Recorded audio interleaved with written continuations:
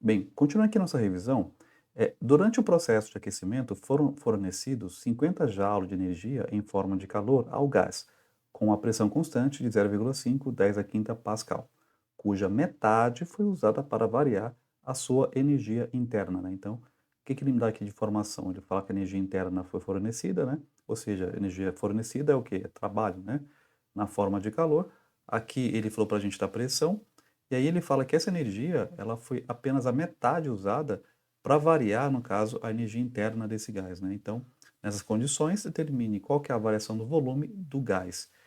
Considere que não houve dissipação de energia nessa situação, né? Então, o que que ele me dá aqui de informação, né? De dados, no caso. Então, ele fala que o trabalho foi de quanto? Foi de 50 joules, mas apenas a metade foi utilizado aqui no caso para variar aqui no caso a energia interna das partículas, ou seja, foi apenas 25 joules, tá? Toma cuidado, né? Então não vai ser 50 não. Por quê? Porque o problema diz que apenas a metade dessa energia foi usada para variar a energia interna, tá? Que mais que ele fala? Pressão, né? A pressão vale quanto? 0,5, então fica aqui 0,5 10 elevado a 5 pascais, né? Então, é a pressão constante. E a pergunta do problema é qual que é a variação do volume desse gás aqui no caso. Bom, aí brincando de matemática, como é que a gente faz isso aqui, né? Então, bom, primeiro tem que lembrar da formulazinha de trabalho, lembra? Trabalho de um gás? Trabalho é pressão vezes quem? Variação do volume.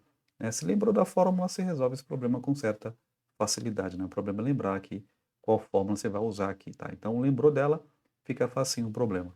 Então, o trabalho realizado foi de quanto? Foi de 25 joules, né? Não 50, toma cuidado. A pressão aqui vai ficar 0,510 elevado à quinta Pascal, vezes o ΔV que a gente quer descobrir. Então, eu vou pegar esse demônio todo aqui que está multiplicando ΔV e vou passar para o outro lado. Como é que ele passa? Dividindo, né? Então, vai ficar como, né? Vai ficar 25 dividido por quanto? Por 0,5, né? Vezes 10 elevado à quinta, né? Ou seja, aqui no caso, ΔV, tá? Então, eu vou dividir esse 25 por quanto? Por 0,5, quanto que dá isso? Isso dá exatamente 50, né? Então, aqui fica 50. Esse 10 aqui embaixo, né? Cuidado, tá? Ele continua lá embaixo. 10 à quinta está lá embaixo, então eu vou até colocar para você não se confundir com isso. Então, esse 10 elevado a 5 lá embaixo, joga ele para cima. Só que quando ele sobe o quê? Com expoente negativo, né? Então, aqui vai ficar 10 elevado a menos 5, né? Então, do denominador para o numerador, tem que trocar o sinal do expoente, tá? Arrumando aqui essa brincadeira, eu posso escrever assim, né? Então, ΔV vai ficar como, né? Vai ficar 5 vezes 10 elevado a quanto? A menos 4, tá?